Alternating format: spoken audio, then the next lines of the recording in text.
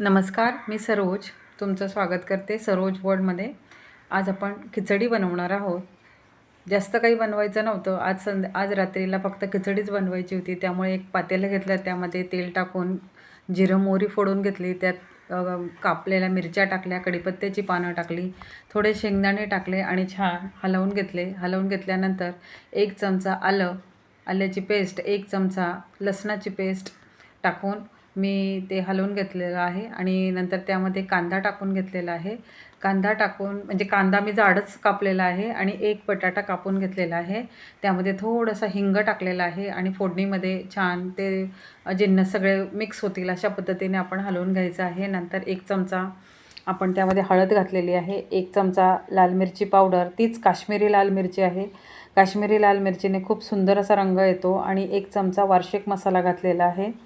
आणि हे सगळे आपण तेलावरती परतून घ्यायचं आहे. कांदा छान त्या तेलावरती परतला की मग नंतर त्यामध्ये आपण बाजूला धुवून ठेवलेले डाळ आणि तांदूळ आहे.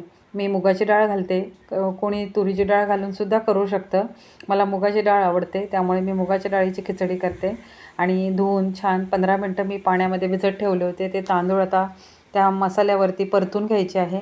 1 ते 2 मिनटं छान खमंग असे परतून घेतल्यानंतर या खिचडीमध्ये आपण गार पाणी न घालता गरम पाणी घालायचं आहे. दुसऱ्या गॅसवरती मी गरम पाणी करायला ठेवलं होतं. ते गरम पाणी आपण यामध्ये ओतलेलं आहे आणि चवीनुसार आता आपल्याला थोडंसं असं मीठ घालायचं आहे आणि मीठ घातल्यानंतर परत एकदा आपल्याला हलवून घ्यायचं आहे. चवीनुसार मीठ घालून घेतल्यानंतर हलवून झाल्यानंतर त्याला उकळी येऊ द्यायची आणि छान त्याच्यामध्ये चिकन मसाला किंवा मटण मसाला 1 चमचा मी घातलेला आहे. त्याने खिचडीला खूप छान सुगंध येतो आणि छान लागते चवीला ती खिचडी.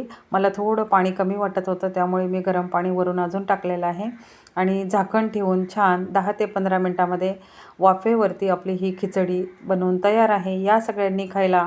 सरोज वर्ल्डला जर तुम्ही सबस्क्राईब केलं नसेल तर लवकरात लवकर सबस्क्राईब करा आणि अशा छान छान रेसिपी मी ज्या तुम्हाला ते दाखवते त्या तुम्ही बघत राहा आणि आवडल्या त्या रेसिपीला नक्की लाईक करा. चॅनलला अजून सबस्क्राईब केलं नसेल तर लवकरात लवकर सबस्क्राईब करा आणि तुमच्या मित्रमैत्रिणींमध्ये माझी रेसिपी शेअर करा. धन्यवाद.